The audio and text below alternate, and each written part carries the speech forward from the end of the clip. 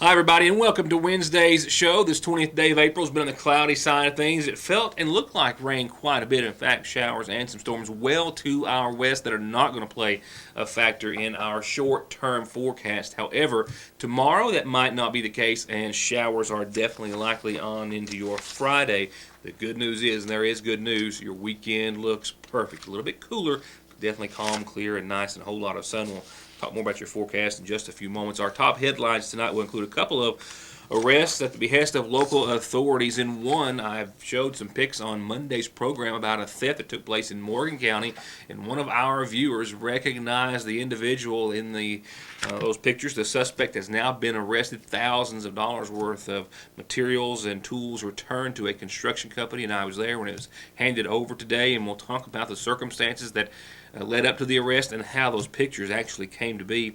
And also a McGoffin County man who has been on the run for years, eluding authorities by assuming the identity of a close relative, has been arrested. It relates to charges of drug trafficking and being a member of organized crime, in which most all the other defendants are either out or almost out of prison, while he is just now going, it appears. We'll have that for you in another exclusive report. I've also got, backing up just a bit, a Paintsville City Council coverage and some other local governmental meetings that I have to get on maybe tonight, definitely beginning tomorrow. McGoffin County Fiscal Court meets tomorrow evening at 5, McGoffin County Board of Education at 7, and a host of other news that will carry us on out through the week. So as always, something new and only here each and every weeknight. Just a couple of reports before we get to all of that. Just a day ahead of making a court appearance after being summoned to do so by the court after being sued by Kentucky's Attorney General Andy Beshear, who alleged the governor overstepped his bounds and authority to cut spending without legislative approval. Republican Governor Matt Bevin has released some funds to the tune of $23 million back to state public colleges and universities. It was just a few weeks ago that the governor cut spending by about $41 million or so for colleges and universities in the Commonwealth through June the 30th. He said he did so in an effort to try to save as much money as possible to help shore up the pension plan, which is $30 billion in debt. Today, from that $41 million cut, it's been announced that he has changed that number to $17.8 million for public colleges and universities across Kentucky, and he also restored all funding to Kentucky State University. We're yet to know the impact that will have on tomorrow's court proceedings. Also, in money matters of a totally different sort, it appears as though Hamilton will stay put and safe at home on the $10 bill, while there is a new face for America's $20 bill that has been announced. Treasury Department officials announced today that Harriet Tubman will be the new face of the $20 bill, removing, of course, President Andrew Jackson. We know that Treasury Secretary Jack Lew formally announced an array of design changes to this particular portion of America's currency, largely, he says, geared toward honoring the contribution of women in the country's history, and being featured on the front of the $20 bill. Tubman will be the very first African American on U.S. paper money in the history of the country, and the first woman in over 100 years. Well, that might be sporting news, but we're going to get to it right now. She did so well, it's not surprising that she is moving on, and you certainly can't fault someone for that, but certainly she will be missed, I'm sure, is a sentiment at the University of Pikeville, where in 3 short years, women's head coach Joanna McNamee had an overall record of 63-36, and she now moves on to NCAA Division I play at Albany, New York on Friday. That's right, Coach McNamee, who took the school and the team to 26 wins last season, actually going on to their first NAIA Fab Four that year, and then before that a 23-9 season, also making an NAIA tournament appearance for the first time since around 2002-2003, has been offered and accepted a position at Albany, and of course I'm sure everyone at the college. In fact, we know that UPike Athletic Director Robert Staggs has gone on to public record saying, while we hate to see Joanna go, we wish her nothing but the best moving forward at Albany. She did an incredible job here recruiting quality student athletes on and off the court. We'll begin with our top headlines and a whole lot of things happening around the area, some community calendar and other related announcements right after a word or two. For high-speed internet starting at 15 meg for all of your gaming, movie, home, and business solutions, or to watch TV, including your favorite local channels without a contract, with hundreds of channels and digital and HD quality, and to stay connected 24/7 with friends and family, a direct line to 911, or to give your business the link it needs, choose telephone service you know is always there. Just click on their link on this site to find out how affordable the latest technology in communications can be. Foothills Communications.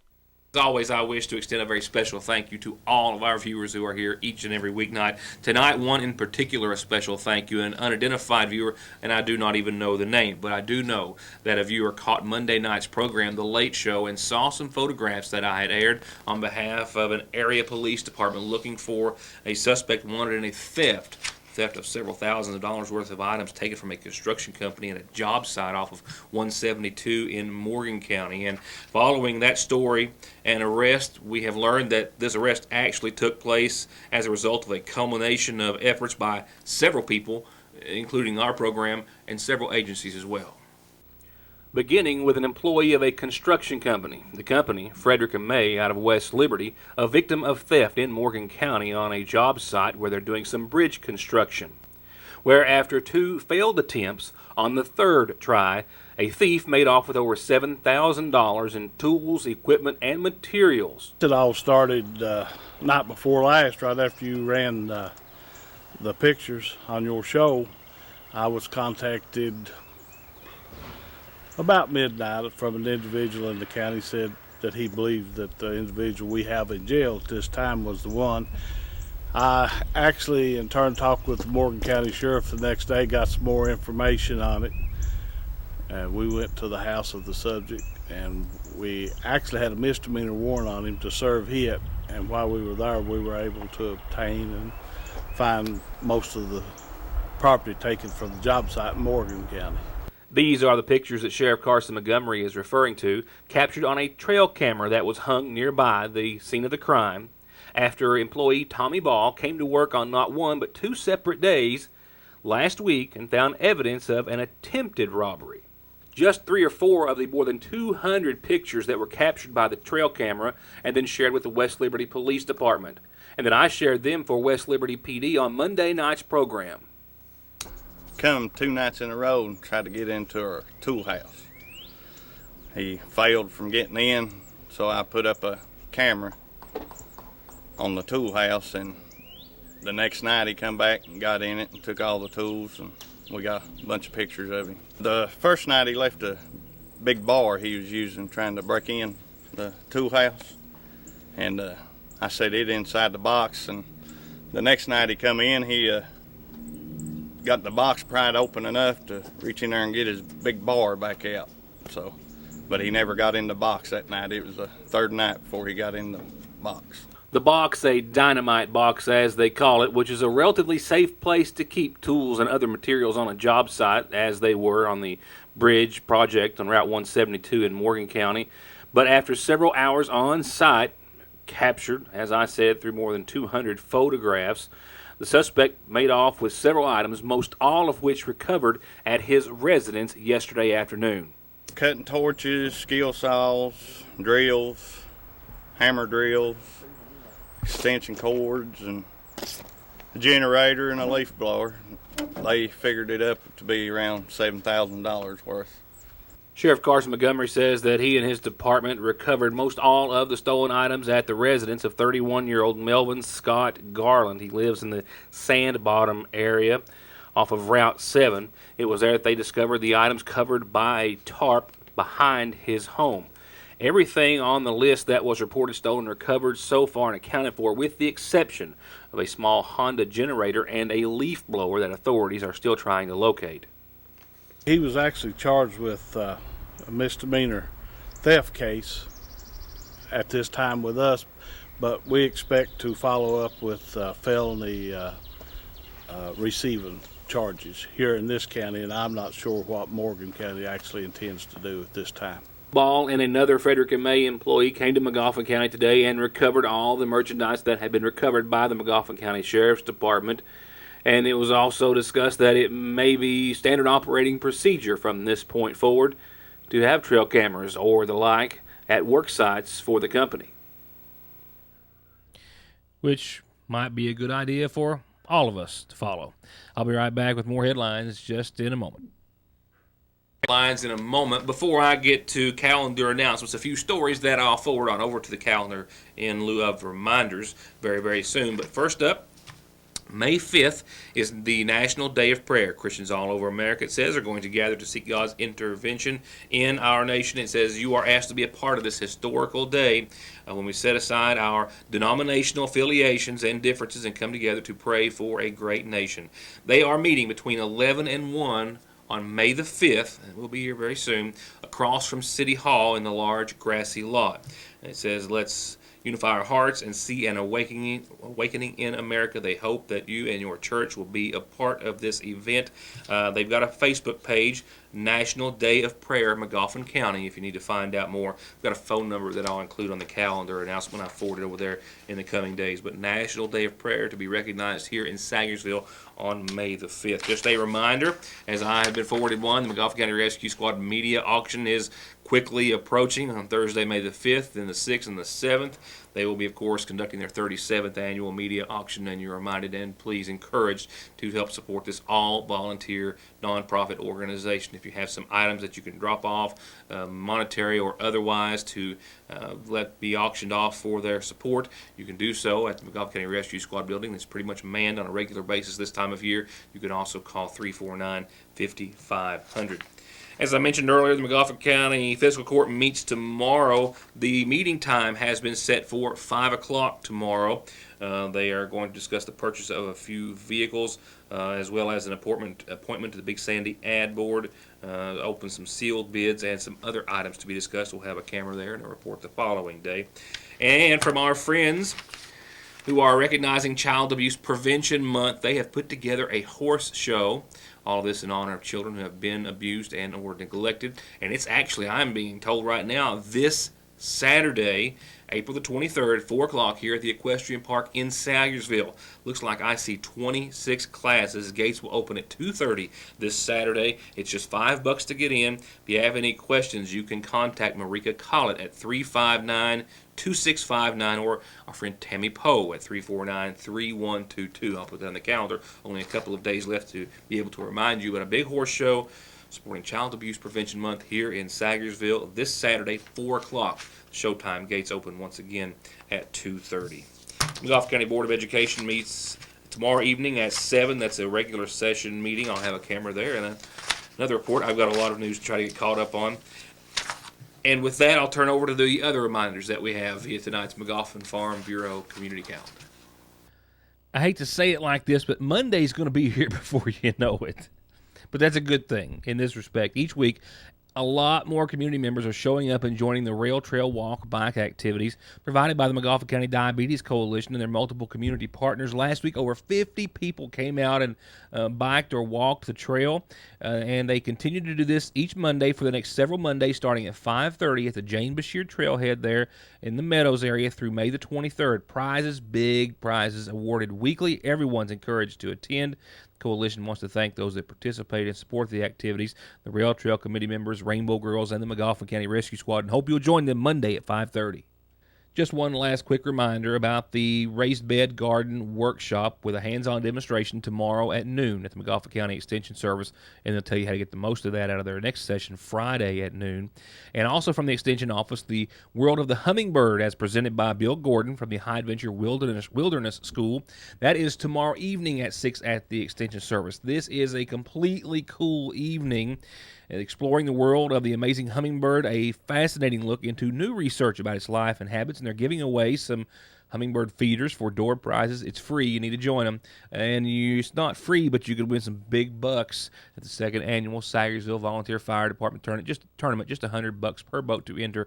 It's coming up May the 14th. Call the fire department at 349-3256. And call me if you got a birthday, an anniversary, or calendar announcement like you just heard, and we'll tell everyone about it.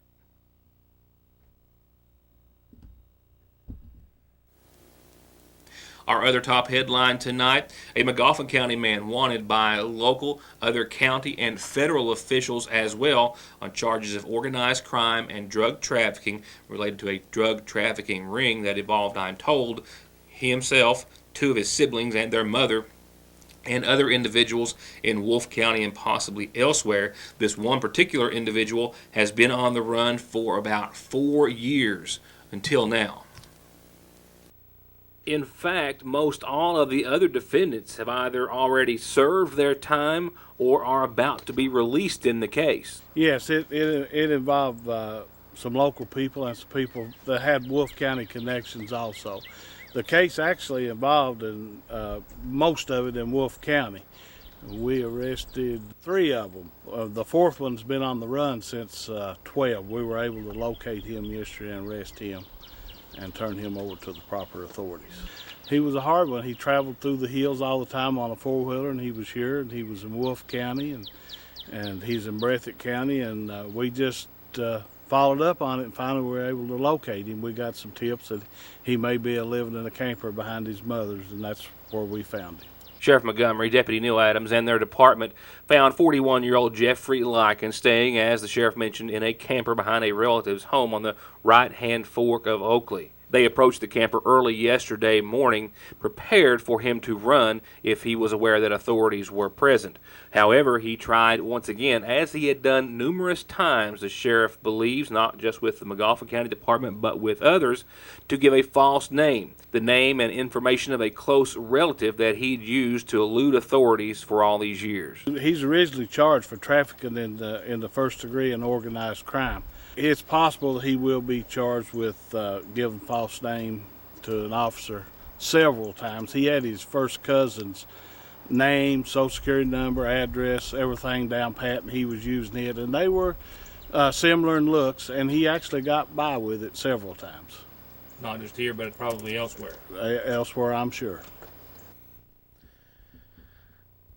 Now looking elsewhere to your Licking Valley RECC forecast, we've got some pretty nice weather in store for your weekend, that is. Maybe not quite so much between now and then.